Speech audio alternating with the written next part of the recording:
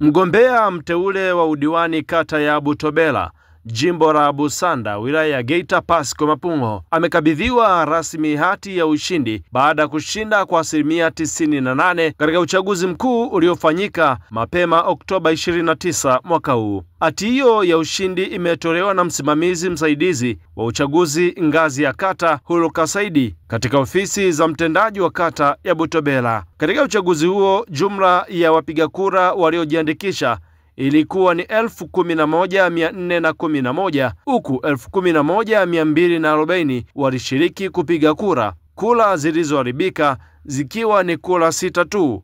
Pasco Mapungo alifanikiwa kupata kura 11,234 ambazo ni sawa na 98% ya kura zote zilizohesabiwa. Huu ni ushindi mkubwa wa kihistoria kwa Mapungo na ni ishara ya kuaminiwa na wananchi wa kata ya Butobela. Mimi ni Edgar Nduru na hii ni Voc Media.